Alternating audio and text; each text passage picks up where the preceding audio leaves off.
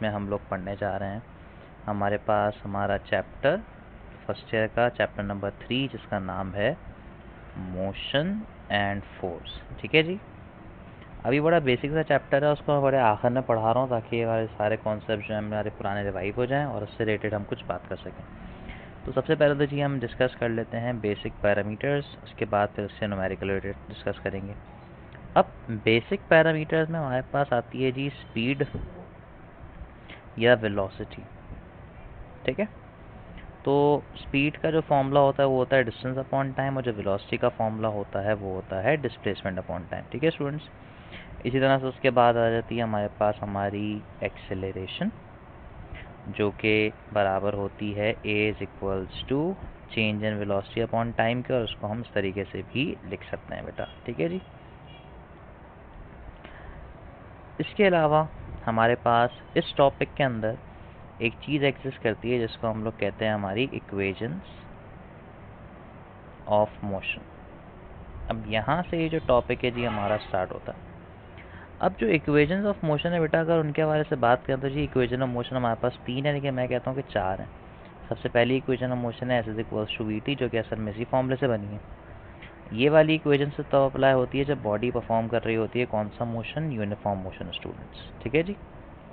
इसके बाद जो दूसरी इक्वेशन है वो है V F is equals to V I plus A T.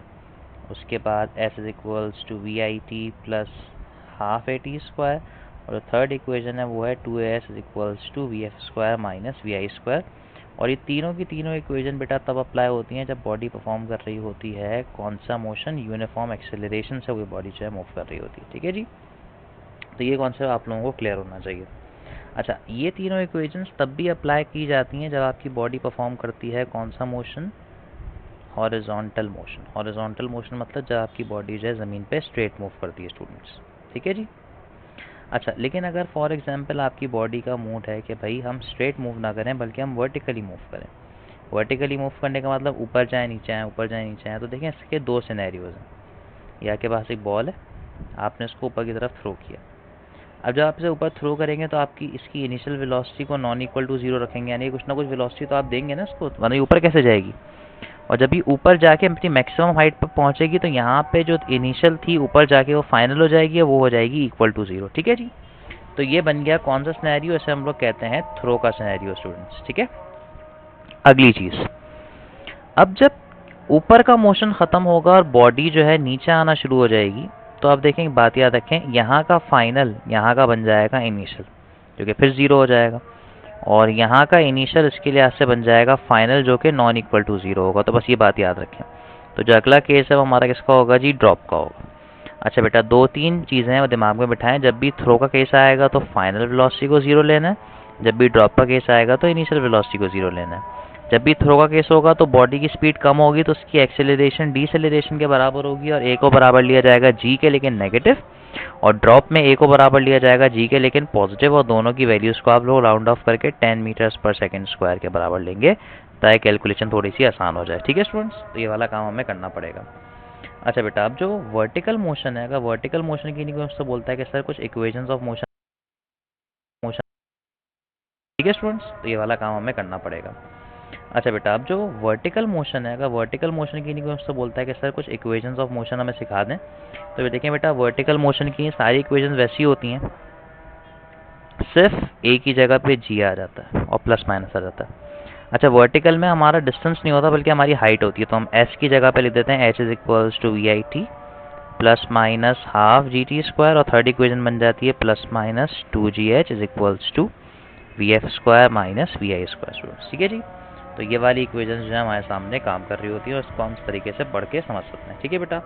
तो आप इसको जो है कॉपी कर सकते हैं। अब इसके अलावा एक अगली चीज़ है जो मैं आपको सिखाना चाहूँगा यहाँ पे, और उसको हम लोग कहते हैं हमारे एवरेज स्पीड के केसेस। ठीक है जी। एवरेज स्पीड क्या होती है जी, एवरेज स्पीड आपके पास कहलाती है ये चीज़ जिसमें हम लोग ये कहते हैं कि भाई फॉर एग्जांपल एवरेज स्पीड का मतलब होता है आपकी बॉडी का total distance upon total time, ये टी है। ठीक है स्टूडेंट्स, ये होती है भाई एवरेज स्पीड। अब एवरेज स्पीड निकालने के हवाले से बहुत सारे सिनेरियोज हैं, बहुत सारे क्वेश्चंस हैं जो अक्सर आपसे पूछे जाते हैं और जो अक्सर आपको बताए जाते हैं। फॉर एग्जांपल एक सिनेरियो है कि नॉर्मली एवरेज स्पीड इस तरह से निकालते हैं कि भाई एक बॉडी है वो जा रही है, उसकी स्पीड शुरू में v1 है और फिर उसकी स्पीड हो गई v2। यहाँ से यहाँ तक जाने में उसे जो टोटल टाइम लगा वो t था, ठीक है। तो अब इसकी एवरेज स्पीड निकालो, तो आपको कुछ आ जाए कि आपको यहाँ पे निकालनी है। तो बड़ा सिंपल सी बात है, आपने करना क्या है, यहाँ पे दोनों स्पीड्स को आपस में ऐड कर देना है और डिवाइड कर देना है 2 से, तो आपके पास एवरेज स्पीड आ जाएगी, ठीक है। लेकिन कभी कभार सवाल कुछ ऐसे आते हैं कि भाई डिस्टेंस हमारे पास है s और आधा डिस्टेंस कवर हुआ है टाइम t1 में जिसमें बॉडी की स्पीड थी v1, और जो रिमेनिंग आधा डिस्टेंस है वो कवर हुआ है t2 टाइम में जिसकी स्पीड थी v2, ठीक है जी। अब एवरेज स्पीड निकालें। तो अब देखें, अब आप ये वाला काम नहीं कर सकते क्योंकि अब इन्होंने डिस्टेंस के बारे में एक प्रॉपर डेफिनेशन दे दी है। तो अब इस वाले से ज़्यादा अप्रोप्रिएट आंसर नहीं आएगा, आपको थोड़ी सी कैलकुलेशन करनी पड़ेगी। वो कैलकुलेशन क्या है? वो कैलकुलेशन है average speed is total distance upon total time. अब यहाँ पे टोटल टाइम 2 है तो आपको लिखना पड़ेगा t1 प्लस t2 स्टूडेंट्स, ठीक है। अब टोटल डिस्टेंस कितना है? टोटल डिस्टेंस है हाफ हाफ यानी कि s, तो s लिख दिया। अब t1 t2 निकाल लेता हूँ। देखें, इसको निकालने का बड़ा सिंपल सा तरीका है, s is equals to vt। अगर s बाय 2 है तो ये v1 है तो ये t1 है, तो t1 बराबर हो जाएगा s अपॉन 2 v1 के। इसी तरह से t2 बराबर हो जाएगा s अपॉन 2 v2 के, क्योंकि डिस्टेंस सेम ही था ना तो मैंने डायरेक्टली प्लॉट कर दिया। अब वैल्यूज प्लग इन कर देता हूँ, तो t1 की जगह पे आ जाएगा s upon 2 v1 plus s upon 2 v2। s common निकाले, कैंसिल कर दो तो ये बन जाएगा 1 upon 2 v1 plus 1 upon 2 v2। अच्छा बेटा, अब एलसीएम ले लेते हैं। तो अगर आप एलसीएम देखें तो देखिए यहाँ से 2 कॉमन आ जाएगा, v1 और v2 बन जाएंगे। अब जब आप इसको इससे कैंसिल करेंगे तो क्या बचेगा? v2 प्लस, अब जब आप इसको इससे कैंसिल करेंगे तो ये क्या बन जाएगा? सिर्फ v1 बच जाएगा, तो ऐसे ही आ जाएगा, ये पलट के ऊपर चला जाएगा। तो एवरेज स्पीड का जो फॉर्मूला है वो आ जाएगा 2v1 v2 upon v1 plus v2 students. तो ये वो वाली एवरेज स्पीड का फॉर्मूला जो तब अप्लाई होती है जब आधे डिस्टेंस पे कोई और स्पीड हो और आधे डिस्टेंस पे कोई और स्पीड हो, तो उसको आप एज अ शॉर्टकट जो है पे दिमाग में याद रख सकते हैं, ठीक है जी। अब कभी कभार ये वाले सवाल इस तरह से ही पूछे जाते हैं कि भाई for example a car moves 1/3 of its distance with v1 and remaining distance with v2, find average speed। अब देखिए वही फॉर्मूला है लेकिन अब कॉन्सेप्ट थोड़ा सा बदल गया। अब डिस्टेंस के हवाले से कुछ और काम होगा, अब हाफ हाफ का चक्कर नहीं है, तो आपको फॉर्मूला तो ये लगाना है, टोटल डिस्टेंस ऐसा रहेगा, बस टाइम को निकालने के लिए आपको थोड़ी सी झंझट करनी है। अब देखें, s is equals to V T, distance है 1/3, वेलोसिटी है v1, टाइम है t1, तो t1 आ गया s अपॉन 3 v1 के बराबर, ठीक है। अब देखें, ये डिस्टेंस s था, इसका 1/3, तो अब देखें ये s है और ये 1/3 है, तो जो रिमेनिंग है वो कितना होगा? सिंपल है, s में से s अपॉन 3 को माइनस कर दें तो बन जाएगा 3s minus s upon 3, 2s upon 3। तो जो रिमेनिंग हिस्सा है वो बन जाएगा किसके बराबर? 2s अपॉन 3 के बराबर। जो t2 है उसको निकालना बड़ा आसान है, 2s अपॉन 3 और डिवाइड में आ जाएगा v2, सही है। बस ये ट्रिक है, आप समझ रहे होंगे, आपने सॉल्व करा हुआ, आप प्रैक्टिस कर चुके हैं, तभी मैं चैप्टर हमेशा आखिर में करवाता हूँ। अब देखिए जी, आपको average upon 3v1 plus 2s upon 3v2। अब देखें s तो हटा देते हैं, ये बचेगा एलसीएम लेके 3v1 v2। अब 3v1 से 3v1 कट गया, क्या बचा? v2, v2 ऐसे चला गया, प्लस अब 3v2 से 3 और v2 कट गया, क्या बचा? v1, लेकिन यहाँ पे 2 भी मौजूद है, s हटाए 2 थोड़ी हटा, तो ये बन जाएगा अल्लाह आपको भला करे 2v1। अब इसको पलट के ऊपर ले जाएं तो एवरेज स्पीड का जो फॉर्मूला है वो आ जाएगा 3v1 v2 upon 2v1 plus v2। तो ये इसके एवरेज स्पीड का फॉर्मूला है। तो इस तरह के आप फॉर्मूले निकाल सकते हैं, कोई मसला नहीं होगा। तो इस तरीके से एवरेज स्पीड के क्वेश्चन जो हैं बड़ी आसानी से सॉल्व कर सकते हैं स्टूडेंट्स, ठीक है। अब जो इक्वेशन ऑफ मोशन के सवाल थे, अब ज़रा मैं वो आपको करवाता हूँ। अब for example equation of motion में अक्सर सवाल आते हैं कि भाई a body of mass m is dropped from a height h and it takes 5 seconds to reach the ground. Find its time, find its height. अब देखें निकालनी है टाइम क्या है, तो सबसे अच्छी इक्वेशन है h is equals to V I T plus half G T square.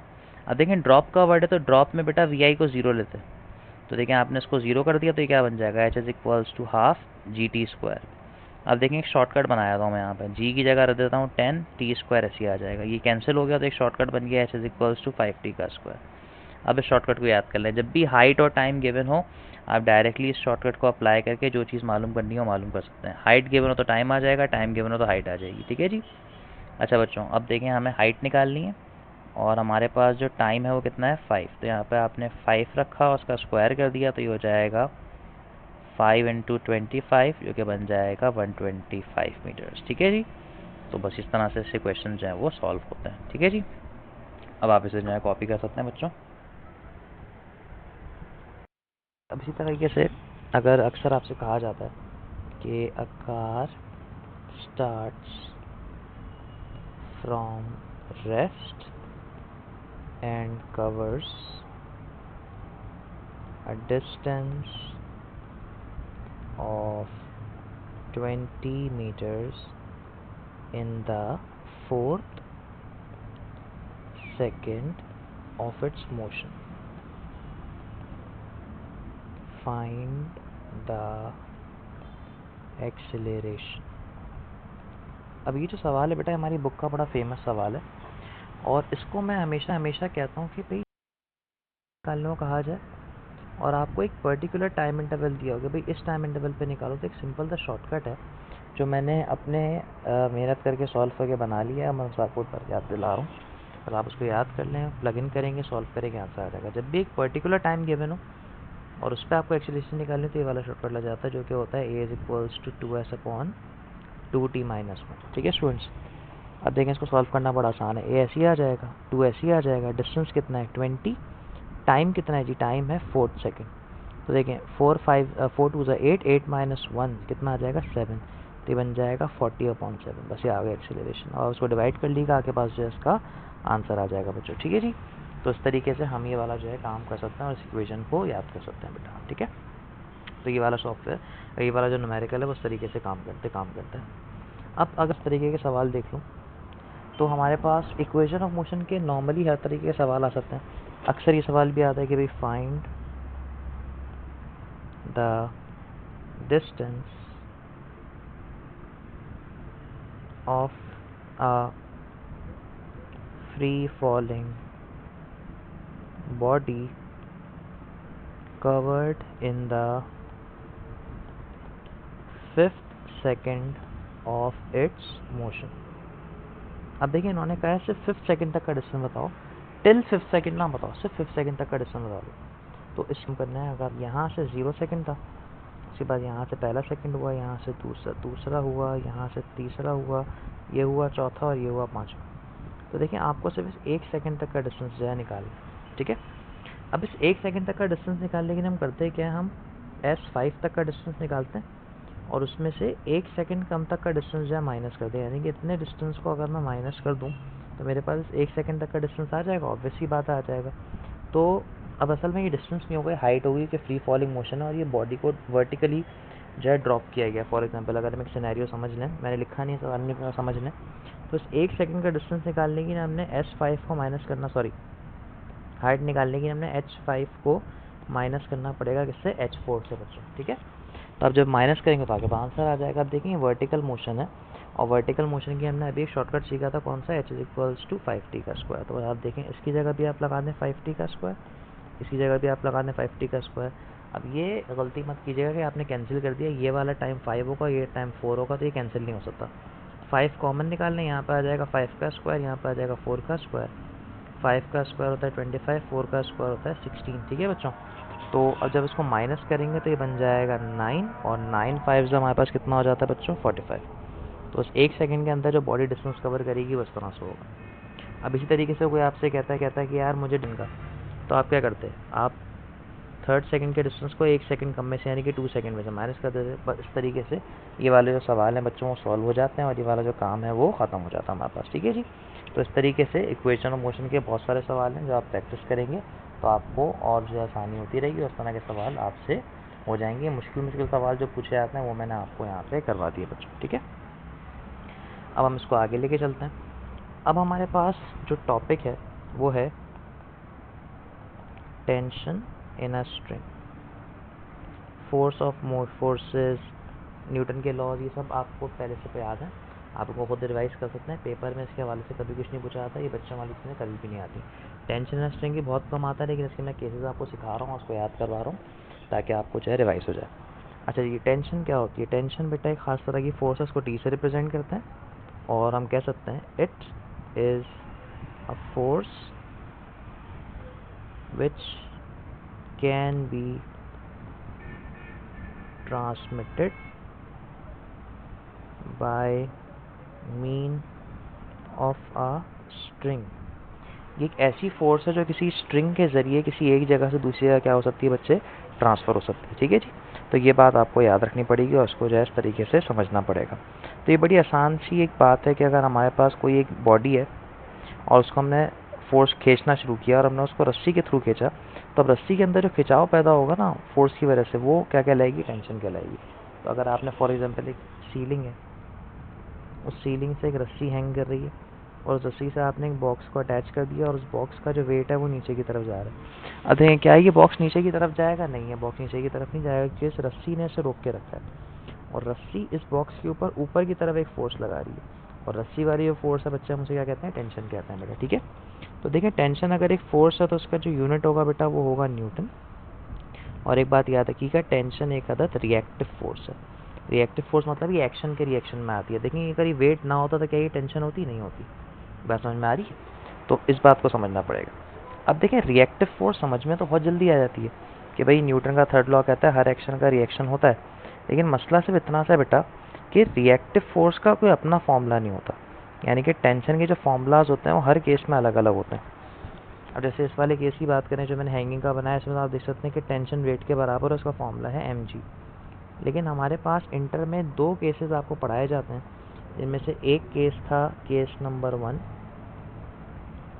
इसमें आपके पास जो थी बच्चों एक पुली थी और 2 मासेस जो हैं उस पुली से हैंग किया करते थे। ठीक है जी, एक का मास होता था m1 और दूसरा जो है उसका मास होता था m2। ठीक है बच्चों, इसका वेट नीचे लगता था W1 और उसका वेट जो कम होता था वो भी नीचे लगता था W2। अब इसके अंदर जो टेंशन आती थी उसका फॉर्मूला में याद करना पड़ता था, याद होगा आपको। और जो हमारे पास इसी तरीके से एक होता था केस नंबर 2 बच्चों। ठीक है, अब केस नंबर 2 क्या होता है जी? केस नंबर 2 में कहानी को इस तरह से होती थी कि केस नंबर 2 में आपके पास जो है पुली होती थी। मसला सिर्फ इतना सा था कि अब यहाँ पे जो मासेस थे बच्चों, उनमें से एक मास जो है वो हैंग करता था और दूसरा जो मास है वो हॉरिजॉन्टली मूव करता था। तो एक मास आपके पास हैंग करेगा और दूसरा मास जो है वो हॉरिजॉन्टली मूव करेगा। ठीक है बेटा, अब इसको हम लोग कहा करते थे m1, इसको हम लोग कहा करते थे m2 और यहाँ पर भी इसमें टेंशन होती थी सामने की तरफ और उसमें टेंशन होती थी ऊपर की तरफ। ये 2 केसेस थे। खैर मुझे केसेस के बारे में कुछ नहीं पढ़ाना, मुझे सिर्फ इनके फॉर्मूले याद करवाने हैं आपको। दोनों केसेस के लिए आपने 2 फॉर्मूले याद किए थे। वो 2 फॉर्मूले थे उसकी एक्सेलरेशन के और उसकी टेंशन के, क्योंकि ये बॉडीज़ मूव करती हैं और जब बॉडीज़ मूव करेंगी तो असल में होता ही था। केस 1 में हमेशा याद रखिएगा m1 को ज़्यादा लिया जाता था m2 से और केस 2 में उल्टा होता था। केस 2 में m1 कम होता था m2 से। अगर ये उल्टा कर दिया आपने तो न्यूमेरिक गलत होगा आपसे। और जब ये दोनों होते तो ऐसी बात है इन दोनों के अंदर एक्सेलरेशन आती थी। तो केस नंबर 1 की जो एक्सेलरेशन थी उसका फॉर्मूला हुआ करता था m1 minus m2 upon m1 plus m2 whole multiply by G. और जो केस 2 था उसकी एक्सेलरेशन का फॉर्मूला होता था m1 upon m1 plus m2 whole multiply by G. ठीक है बेटा, लेकिन जो उसकी टेंशन है बेटा उसका फॉर्मूला होता था 2 m1 m2 upon m1 plus m2 whole multiply by G. और इस वाले केस की जो टेंशन उसका फॉर्मूला होता था m1 m2 upon m1 plus m2 whole multiply by g बच्चों, ठीक है जी। तो बस ये फॉर्मूले आपको याद होने चाहिए। केस की पहचान ये होगी कि पहले वाले केस में दोनों बॉडीज़ वर्टिकली हैंग कर रही हैं और सेकंड वाले केस में एक हैंग कर रही है और एक हॉरिजॉन्टली मूव कर रही है बेटा, ठीक है जी। तो इसको इस तरीके से हम सॉल्व कर सकते हैं। अब न्यूमेरिकल जो आज तक आए हैं NTS या NTD वगैरह में, उसमें से पहले केस का न्यूमेरिकल बहुत कॉमन है, बहुत ज़्यादा पॉपुलरली जो है वो पूछा जाता है। वो पहले केस का न्यूमेरिकल क्या होता है, कहा ही जाता है कंसिडर, मैं यहाँ पर लिख देता हूँ, consider 2 bodies of 3 kg and 4 kg are hanging vertically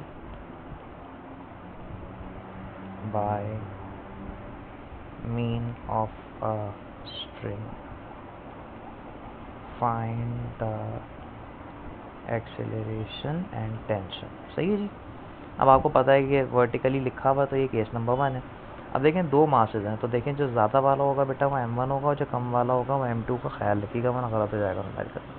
तो एक्सीलरेशन का फॉर्मूला था G m1 minus m2 upon m1 plus m2 whole multiply by G, जिसमें से m1 जो था वो होता था कितना 4 माइनस 3 अपॉन 4 प्लस 3 इंटू 10, तो ऊपर आ गया 1, नीचे आ जाएगा 7 इंटू 10, तो जो एक्सेलरेशन है वो आ गई 10/7। अब इसको अगर डिवाइड करने का दिल कर रहा है तो कर लेते हैं जी, आ जाए 7 1 ज़ा 7, बचा कितना 3, पॉइंट ला के 0, 7 4 ज़ा 28 बस। तो ये एक्सेलरेशन जो कितनी आ गई, सॉरी 1.4 मीटर पर सेकंड का स्क्वायर बच्चों, ठीक है। इसी तरह से अगर टेंशन निकालना है तो टेंशन का फॉर्मूला था 2m1 m2 upon m1 plus m2 whole multiply by G. 2 ऐसे ही आएगा, m1 की जगह पे आएगा 4, m2 की जगह पे आएगा 3 और नीचे 7 ही आ जाएगा, ठीक है बेटा। अब इसको इस तरह सॉल्व कर लें जी, 4 1 ज़ा 4, 4 2 ज़ा 3 ज़ा 12, 12 2 ज़ा 24, 24 10 ज़ा आ गया 240 अपॉन 7, ठीक है। अब इसको डिवाइड कर लेते हैं, 7 ज़ा 7 2 14, 7 3 ज़ा 21 आ गया, ठीक है जी। अब देखें 4 में से ये तो पूरा 0 हो गया ना। अच्छा 21 में से करेंगे तो सिंपल सा 3 बच जाएगा और 0 आ जाएगा। अब ये आ जाएगा 4 ज़ा 28, कितना बचा 2, पॉइंट ला के 0 आ गया, 3 ज़ा बस 34.3, बस 34.3। टेंशन एक फोर्स है तो यूनिट आएगा न्यूटन बेटा। बस इस तरह के सवाल आते हैं बच्चों, और इस तरीके से ये वाला जो टॉपिक है यहाँ पे आके एंड हो जाता है। अब इसको बस आपको तरीके से समझना, याद करना है और बस ये वाला काम जो है ख़त्म हो जाएगा इसमें। अब देखें इसी के साथ रिएक्टिव फोर्स की बात हो रही है, तो मैं इसी के साथ एक टॉपिक जो है आपको बताता हुआ चलूँ जिसका नाम है फ्रिक्शन। अच्छा जी, फ्रिक्शन का सिंबल हमारे कोर्स में स्मॉल f है। फ्रिक्शन आपके पास क्या है, it is a reactive comma self adjusting force also known as retarding force। यानी कि फ्रिक्शन एक ऐसी फोर्स है जो रिएक्टिव फोर्स है, यानी कि अगर आपने इस बॉडी को ज़मीन पे रखा, इस बॉडी का सरफेस कांटेक्ट हुआ ज़मीन से, आपने इसको आगे की तरफ खींचा तो फ्रिक्शन इसे रोकने की नहीं पीछे की तरफ प्रोड्यूस होगी। तो देखें ये है एक्शन और ये आया आपके पास आपका रिएक्शन बच्चों, ठीक है। तो फ्रिक्शन एक रिएक्शन है, इस तरह से टेंशन की बात होता था। अच्छा दूसरी सबसे इंपॉर्टेंट चीज़ बेटा, अगर मैं इसी सिनेरियो को यहाँ पर दोबारा से ड्रॉ करूँ लेकिन इस बार फोर्स में पीछे लगाऊँ तो देखें फ्रिक्शन खुद ब खुद आगे चली जाएगी। ये बात समझ में आती है आपके? तो इस बात को आपको समझना पड़ेगा और उसके बाद से याद करना पड़ेगा, तभी मैंने इसको क्या कहा नाम दिया है, सेल्फ एडजस्टिंग फोर्स का नाम दिया बच्चों, क्योंकि ये अपने आप को with respect to the original force जो है वो एडजस्ट कर रही होती है, उस तरीके से इसका जो है काम चल रहा होता है। पहला काम इस तरीके से होता है। दूसरी सबसे इम्पोर्टेंट चीज़, फ्रिक्शन का जो यूनिट होता है फोर्स होने की वजह से उसका यूनिट न्यूटन ही होता है, और फ्रिक्शन का जो फॉर्मूला होता है वो होता है F=μr बेटा। अब इसमें से ये जो म्यू है बच्चों ये बराबर होता है कोफिशिएंट ऑफ फ्रिक्शन के, ठीक है। अच्छा ये एक यूनिटलेस क्वांटिटी है बेटा, याद रखना यूनिटलेस है। क्योंकि ये रेशो होता है किसका, फ्रिक्शन अपॉन नॉर्मल रिएक्शन का। ये एक नंबर होता है और उसकी जो वैल्यू होती है वो 0 से 1 के दरमियान होती है। एक मरतबा एनईडी में सवाल पूछा था। अब ये रेशो है, ये बताता है सरफेस की रफनेस, जितनी बड़ी इसकी वैल्यू होगी उतनी ज़्यादा सरफेस रफ होगी, जितनी छोटी इसकी वैल्यू होगी उतनी कम इसकी वैल्यू रफ होगी। ठीक है बेटा, तो इस तरीके से इसका जो है काम किया जाता है। अगली बहुत इंपॉर्टेंट चीज़ जो है जी वो क्या है, वो है ये आर। इस आर को हम लोग कहते हैं नॉर्मल रिएक्शन। ये भी एक रिएक्टिव फोर्स होती है और ये तब किसी बॉडी पे एक्ट करता है, जैसे इस बॉडी को मैंने ज़मीन पे रखा तो उसका वेट अगर डाउनवर्ड्स है तो उसका जो नॉर्मल रिएक्शन है बच्चों में कहाँ होगा, अपवर्ड्स होगा। अक्सर केसेस में ये जो आर है इस डब्ल्यू के बराबर होता है और इस आर की जगह पे हम एम जी लिख सकते हैं। लेकिन हाँ, अगर फॉर एग्जांपल ज़मीन से कोई ऐसी फोर्स हो जो इस बॉडी को ऊपर ले जाने लगे तो अब ये नॉर्मल रिएक्शन बढ़ जाता है और अभी नॉर्मल रिएक्शन में वेट के साथ साथ ये एक्स्ट्रा फोर्स भी एडअप हो जाती है, जिसको हम लोग अपेरेंट वेट का नाम दिया करते थे। किसमें बेटा, चैप्टर नंबर 6 में ये आपने पढ़ा होगा। तो असल में ये जो फोर्स होती है, जो ज़मीन का कॉन्टैक्ट रिएक्शन होता है, ये बढ़ जाता है। तभी फ्रिक्शन में हमेशा डब्ल्यू को इंक्लूड नहीं करते, आर को इंक्लूड करते हैं। क्यों? क्योंकि अगर नीचे से ज़मीन से कोई फोर्स पड़ी तो वेट पे तो कोई इफेक्ट नहीं आएगा, लेकिन आर पे इफेक्ट आएगा, तो फ्रिक्शन जो है वो बढ़ जाएगी। तो इसी वजह से यहाँ पे आर को लिखा जाता है और उसको आप जो है अक्सर एम जी के बराबर भी लिख सकते हैं। लेकिन ये एम जी के बराबर से तब होगा जब बॉडी रेस्ट पर होगी, किसी सरफेस पर। रेस्ट मतलब ज़मीन पे कोई किसी किस्म की एक्स्ट्रा फोर्स नहीं लगेगी, यानी कि ज़मीन यानी कि लिफ्ट में ये वाला फॉर्मूला तब अप्लाई होगा जब लिफ्ट जो है रेस्ट पर होगी या यूनिफॉर्मली मूव करेगी।